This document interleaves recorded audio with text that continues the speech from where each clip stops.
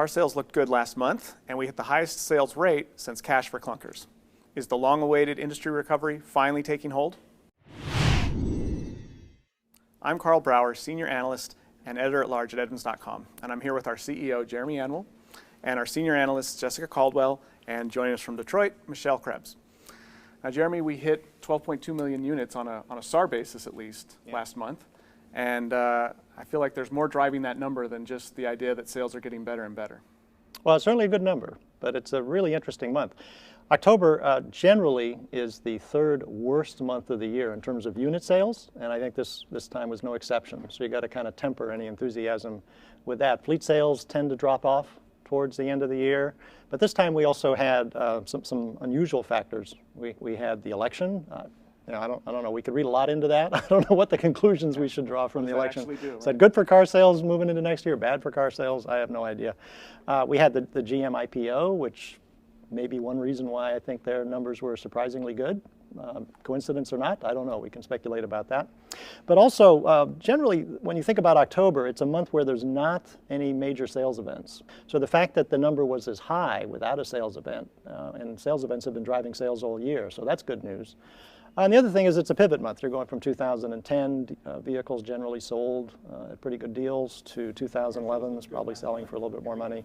And the mix there seems about right, but I guess GM, Toyota, Mercedes, probably more 2011s than 2010, so that's interesting as well. So lots of stuff going on. Any details you want to kind of comment on? Yeah, I mean, if you look at all the manufacturers, a lot of them reported up over last year, which again wasn't hard. If you look at October 2009. Cash for clunkers. The effect. Effect. Can't get away from it. No. Ford continues to do well. It looks as if they're going to be the second largest automaker this year. They're 9% ahead of Toyota at this point, so it looks like they're going to have number 2.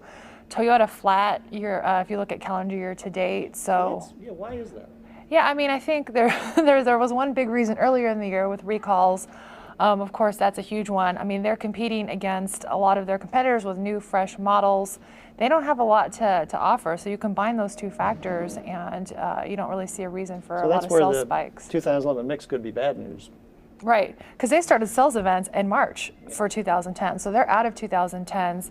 Lexus, on the other hand, does have a lot of 2010s, and I think that propelled them to get to a good number in terms of their luxury competitors. It's one of those interesting things that if you sell out of 2010s too early, you don't have a vehicle to offer people still looking for a deal, and they go elsewhere. Right. We tell consumers, you've got to start your deal shopping early, otherwise there'll be no inventory left if you wait till the end of the fall. Yeah.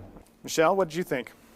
Well, I think Jessica raised a good point. Those who have compelling new products win, and those who don't have anything new don't.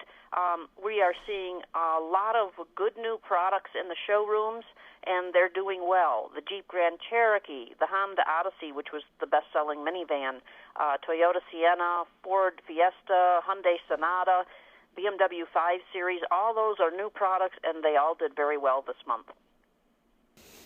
So what does this mean? Does this mean that we could actually draw a line? Could we say, hey, it looks like we've got this recovery and it's going, and 2011 we're set? Seems awfully tempting. The caveat to all this is that, and it's still a little early to tell for sure, but it looks like the sales pace dropped the last, say, 10 days of the month. So moving into November, what does that mean? Does that mean that people are now waiting and looking forward to perhaps good deals around Thanksgiving weekend? Does that mean that there was pent-up demand for 2011s and that demand has been met, or both, or neither?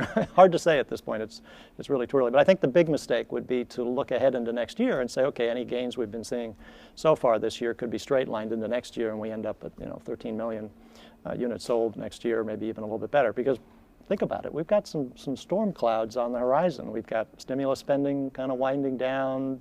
Don't know what the election results are going to mean. You start to think about states having to perhaps deal with some of their stimulus money gone, so they're perhaps going to raise taxes to balance their budgets. Just a lot of things that we got to work through, and I don't think we're out of the woods yet.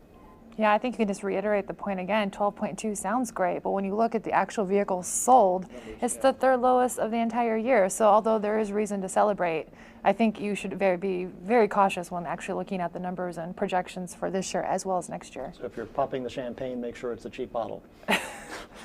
Why would you drink cheap champagne? Silly me. Looks like we're not ready to call it a recovery just yet, but we will check back in a month, at which point we'll also have a GM IPO to look at. So it should be an interesting time. Please check back, and thanks for tuning in. If you need more details in the next month, check out autoobserver.com for daily updates on industry activity.